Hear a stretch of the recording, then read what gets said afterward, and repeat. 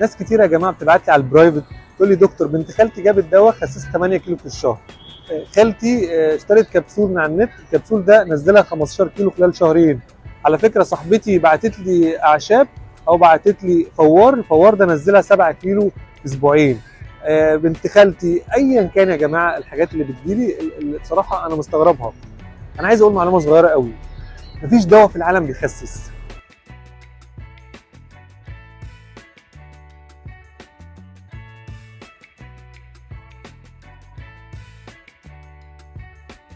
كل الادويه دي ليها وظيفه معينه، الناتج بتاعها هو التخسيس، اذا مش وظيفتها التخسيس. يعني دلوقتي لما حد ياخد كبسول لكبح الشهيه او سد الشهيه ويعمل له نزول في الوزن بطريقه كويسه، هل هو الكبسول اللي خسسه؟ لا طبعا مش الكبسول اللي خسسه. اللي حصل كالاتي، ان الكبسول ده عمل كبح للشهيه، فبالتالي هو غير اللايف ستايل بتاعه. بعد ما كان بياخد كميه كربوهيدرات او نشويات كتيره على مدار اليوم، هو قلل كميه الاكل اللي بيدخل لجسمه، قلل كميه السعرات اللي بتدخل للجسم. طب الناتج بتاع الكلام ده ايه؟ اكيد نزول في الوزن.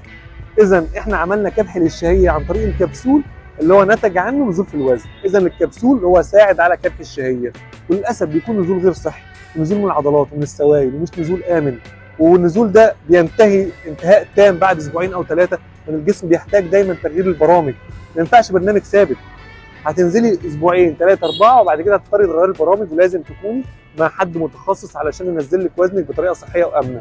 طيب بعد ما تسيبي الكلام ده كله هترجع الشهيه عندك اضعاف مضاعفه، لان هي حصل لها كبح بطريقه غير طبيعيه. طب هل في منتج بيساعد على الحرق؟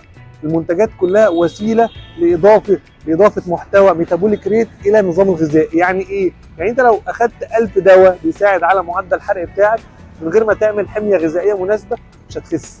لان هي الادويه دي وظيفتها ان هي بتحرك الدوره الدمويه، بتحرك تصريف الدهون، بتحرك الفري راديكال، السموم اللي في الجسم، عشان تخرجها عن طريق الليمفاتيك درينج او عن طريق اليورين او عن طريق اي وسيله اخراج للفاتس او الدهون نفسها.